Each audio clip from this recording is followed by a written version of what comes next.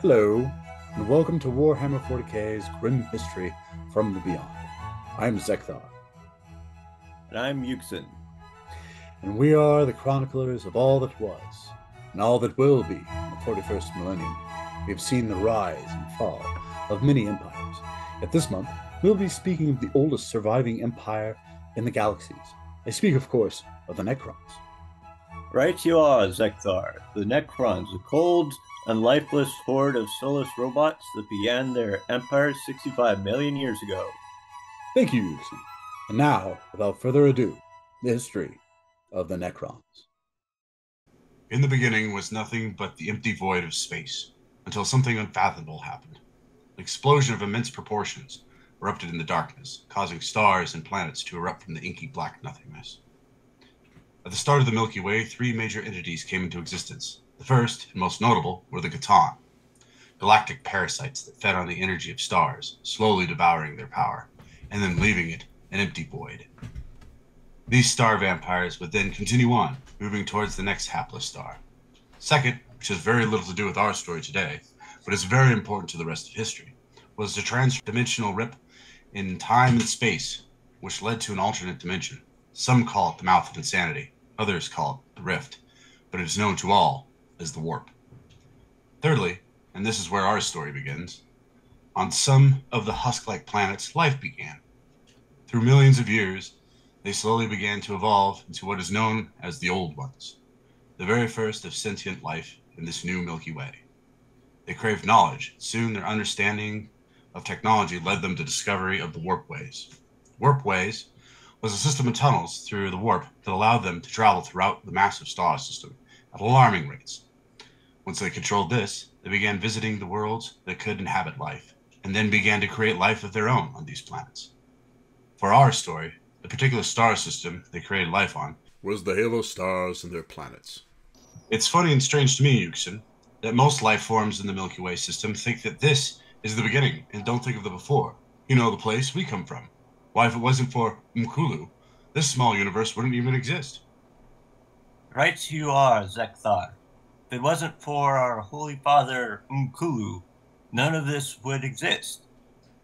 But should we really be writing this down? He that is greatest wishes only his servants to know of his existence, only those that have completed the trials of their system. Indeed, brother Yuksen. Let us not speak of this again. But tell me, what are your thoughts of this strange universe? Well, it's a messed up, dark universe. Very interesting. The thing I find most interesting about it is that nobody really there is no hope in this star system. Everything is crushed by grim horror. Well, you may find humor in some places. Most of the time, anyways, it's just dark and just sucks. Can't believe Mkulu left us here in a piece of crap. Well, to be fair, though, it is kind of, interesting from an outsider's point of view, if you think about it. Fair enough. We get to watch these people screw themselves over. Again and again and again. Yeah. Well, anyways, why don't you go ahead and start with the birth of the Necron? All right. The Old Ones have been identified as the first life to cross the Sea of Stars. As they spread across the galaxy, younger and more fierce races appeared in their wake. This included the very unfortunate Necron, born under a fearsome, scourging star. Their evolution was pushed forth with atomic winds and plasma storms. Undoubtedly, under these conditions, they didn't have very long lifespans. They became a morbid and mercurial folk who, despite their scientific advances, couldn't conquer the curse that was encoded in their bodies. Out of desperation, they reached out blindly into space, utilizing stasis crypts and slow-burning torch ships. Clad in living metal to resist the age-long journeys, they slowly started to colonize other planets. During this slow expansion, they came across the Old Ones, who not only had a much swifter and easier time in their colonization, but nigh immortality when it came to longevity. Despite this, they refused to share their mysteries to their longevity, causing the Necron, some would say rightly, to have a hatred towards the Old Ones. They would think, why should they be so well off when we have to suffer such cruel and short lives with our cancerous forms? With these sort of thoughts in their heads, they eventually decide to use their entire civilization to destroy the Old Ones and their spawn. Ah, yes. Very good chronicling, brother. I believe what comes next is the War in Heavens. But I've always been curious. Why do you think the Old Ones refused to actually give immortality to the Necron? Perhaps they could have formed an alliance instead. Changed the complete outcome, anyways, of this whole God-forsaken universe. Could you imagine that? Personally, by what we know of the Old Ones being calculating and pretty much just, let's just face it, they were pretty much, we don't care about anybody else. True. But they could have, saved themselves if they'd done that. Anyways, I believe you also know, who did fire the first shots in the War in Heavens? I forgot. Well, the Silent King, known as Zarek, used the Old Ones as an external foe to bring together all the Necron on the basis of, as I mentioned, the Old Ones refusing to give them to reveal the mysteries of having immortality. So use that to control them and fight against the Old Ones. So what you're saying is that he used the hatred of the Necron against the Old Ones to bind them together to conquer? Yeah. Too bad it didn't work out too terribly well. As I'm about to read anyways in the War in Heaven. The Elder describes such events as the War in Heaven. Being chastised, the Necron waged war on the Old Ones, and it didn't go well against their creators. They fought hard. They fought well. The Old Ones gathered their intelligent races to do battle with the forsworn Necron. And alas, there were too many. After countless years, the Necron were pushed back to the Halo star system, holding these paltry few worlds. Yet fought on. Soon all that remained was a tattered alliance of the Necron, but they all held one thing in resolve: a cold hatred of the other sentient beings in the universe. Desperate to the extreme, salvation seemed to come to them from the stars. I understand desperate times call for desperate measures. Yet, what are your thoughts on this obtuse war? Truth be told, there's two different viewpoints that I'd like to look at this from. One of them is the fact that it probably wouldn't have happened if the Old Ones had actually been, a little more generous, let's put it that way. At the same time, the fact that the Silent King used it as a focal point to gather together all the Necron under one flag, so to speak, some would say that it was necessary for the Necron race instead of them basically destroying themselves, fighting each other. Right, so instead they face annihilation against the Old Ones. Yeah. So you can only assume that they didn't think they were going to be completely annihilated to start to begin with, so. If I recall right, anyways, after this, they do meet some powerful allies that do help them against the Old Ones. If I recall right, this is not the end of the War in Heaven. No, they're about to make yet another mistake. Okay. Here It we was go. at this time the Necron discovered the Catan. With such a powerful energy force, they figured this could turn the War in Heaven in their favor. But they needed to turn the Catan from incorporeal form to a physical form. Using their science, the Necron transferred the energy of the Catan in necrodermis, a way to take energy and bind it to metal and physical form. As the Catan became beings with actual matter, they began to revel in the worship they received from the Necron and feasted on the energies of countless mortals. The Catan gifted the Necron a path of immortality and physical stability, of which they craved so much for. The biotransference, which discarded the Necron diseased flesh to be replaced with living metal gives the opportunity for the Catan to gut themselves on the Necrontier's spiritual detritus and life energy, increasing their strength and leaving the Necrontier virtually soulless. Now known as the Necrons, they became servants to the wicked Catan. I recall. Go ahead. Like I said, this is yet another mistake that the leaders made, which makes you question how intelligent really were the Necrontier. Well, if I recall right from the chronicling, anyways, the Triarch, who controlled the Necrontier, anyways, took a whole year trying to figure out if this was a good idea or not. Eventually, it was Zaraka who eventually shifted everybody's idea, saying this was a good idea.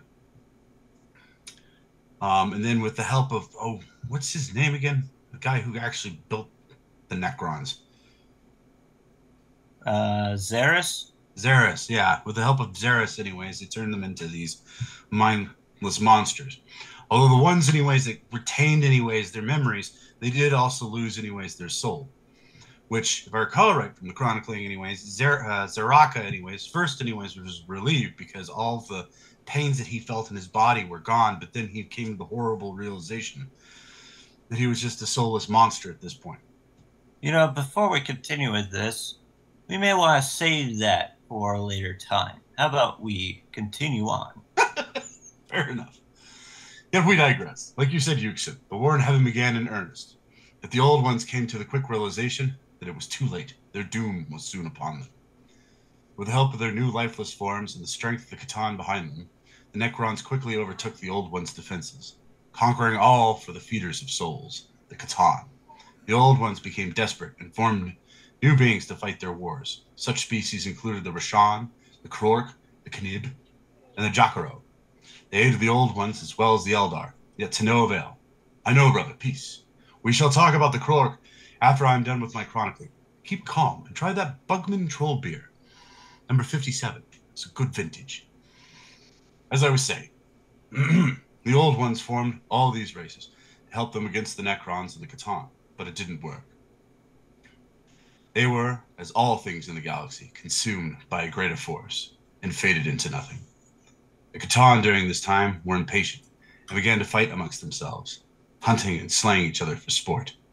They fell upon themselves for one simple fact: boredom. Tired of how long it was taking to conquer the galaxy, they fell upon themselves. The silent king, the Necrons, Zarek, bided his time, waiting for the opportune time to strike. All right, brother, let's hear it. What say you about the Krork? Well, to not dive too deep into it, the Krork are the ancestors of my personal favorite race, the Orcs. Bred purely for war. Pretty much just sums them up right there. Heard that they were as tall as mountains. Oh, yeah. Were they Smallest green? as big as a Titan. Were they War green like the machine. orcs? Or were they a different color? Or the color of mountains? You know, they're the same color. They're the same color. I don't know. The one that I've always found most interesting, because I can't find much of the chronicling of it, was the Rashan and the Knib. Knib, anyways, if I recall right, were kind of tentacled beings. And the Rashan, we have really no knowledge of.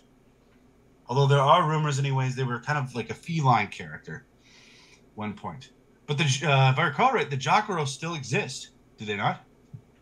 Yeah, one of the few races that are actually employed by the Imperium, mainly for their ingenuity. Yet sometimes it appears that they take their aesthetics a little too far on the equipment that they modify. What do you mean? Let's just say they have some interesting stuff that they end up attaching to them. Attaching to themselves? No, to the tech that they're given. Okay, like what? It's debatable.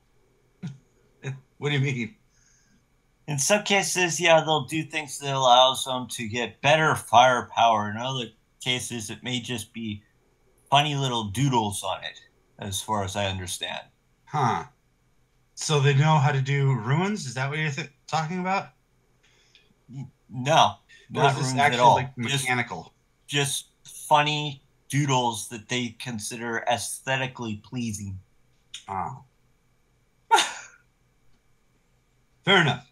But anyways, we have to continue on. We're running out of time here with this transmission. So why don't you tell us anyways about the deep sleep and bring us up to speed of where we are today in the 41st millennium?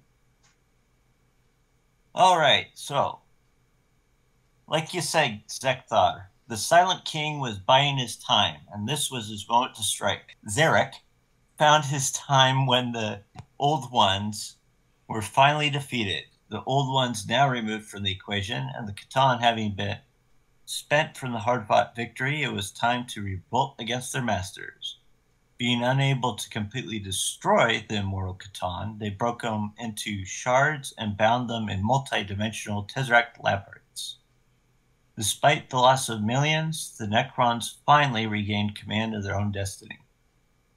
The Necrons took pleasure in seeing Old One's civilization collapse as a result of their overindulgence of psychic power and the destruction of Catan's dominion over the race. Finally happy about something, huh? Yet even with the defeat of the Old Ones to the Catan alike, the Silent King saw that the time of the Necrons of the galaxy was over. For the moment, at least. Being so decimated by the war in heavens, the Sun King decided to put his people into deep stasis. This allowed the Necrons to rehabilitate, while the rest of the intelligent beings of the Milky Way consumed each other. Most importantly, they would outlast the Eldari, of whom had the power to actually wipe out the Necrons due to their great losses. After commanding his people to sleep for 60 million years, he broke his connection with them and sailed off into the starless void of intergalactic space. Through these millions of years, many tomb worlds and their technologies failed via natural causes or interference from outside sources. This caused billions of Necrons to perish in their dormant states. Yet some awoke before their time, causing them to rise from their deep slumber from unwanted mischief of the younger races. But the time has come for them to reawaken.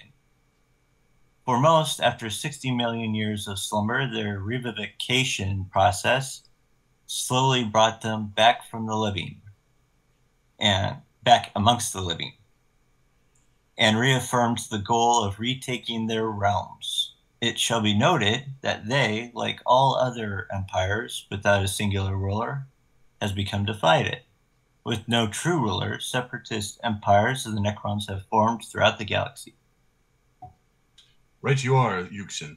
But last I saw, Zarek has returned from his long journey through the voids of space, right? Indeed, Zeckthar, Zarek has returned just recently to take his cold yet firm grasp over the Empire. So what do you think that means for the rest of the empires in the Milky Way at this point? Well, judging by the track record of Zarek, it's completely up in the air. I mean, I have to say, he isn't the brightest bulb in the shed. I don't know about that, but one thing I have noticed is that most of the Necrons are actually on the western hemispheres anyways of the Milky Way, which makes it interesting anyways, because on the east side anyways is where you find the smaller empires, like for instance the Tau, who might be able to survive a little bit longer. But do you think they can really take on the Empire of Man? At this point, it is still debatable. Depends on how many worlds will have died basically before the rest of them can come to life, which is one of the things that I got to question his judgment on. But, what do you mean? Well, okay, so this guy thinks, we'll let my people sleep for 60 million years. He's already thought long enough to know that, things may happen, like, our tech may go wonky. True, but at the same time, anyways, he did prove true, anyways, that the Eldari, anyways, their time has passed. They ended up destroying themselves, anyways, during the time the Necrons were asleep. The difference didn't being, realize- though, is you would think that, you'd want to set up something that either would intermittently, basically check things to make sure that not everything got screwed up over the 60 million years. I think he was looking at it like if you were cooking a pie. So you throw it in the oven, right? And then anyways, when the timer's done, you come back. And then you get a nice pie. You don't open it every 5-10 minutes anyways to see if it's working. Of course, you don't have like constant things trying to burst into your oven either. True. But I mean, let's look at it anyways. When he actually leaves anyways the solar system, right? So the Eldar anyways are far more powerful than his people. And he figures anyways that if they all go to sleep and bury themselves, then when he comes back in 60 million years, the Eldari anyways would no longer be a threat. And that part he was right about. What he didn't realize anyways was, first off, the incoming anyways of man, orcs. Who could have possibly expect orcs? And not only that, but if I recall right from what I've heard anyways, he's being chased back into the solar system, not because he's ready to come back, but because of the Tyranids. Well, originally he wasn't planning on coming back either. 60 million years ago. He wasn't planning on coming back originally either. What's that?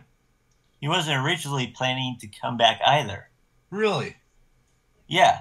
Originally he was just like, I'll make atonement, and for some reason he thinks leaving by himself to go out into the unknown will solve that somehow. Once again questioning his judgment. I don't know. From what I've read about him anyways, I guess we'll have to disagree on this. I've never really thought of him as an idiot. I never said that he was an idiot. I said that there's some things that he didn't think through. I think he didn't have all the cards in his hand. He's playing poker with the universe. Didn't realize that the other team anyways had 4 pocket aces while he was sitting on ace king. But here's the thing. When you have something that you already know is not necessarily going to succeed very well, for example, they already established that the tech that they're using, their tech, 60 million years, a lot of stuff can go wrong. Not with outer interference, just with it by itself. You'd think you'd have something set up where it's like either every once in a while something would do a check, or have like just a couple things going along the entire time. But if they're all asleep, who's going to check it? Fail safe here. But if they're all asleep, who's going to check it? That's my point. Okay, maybe a better question is Yuksen anyways, is what would you have done differently?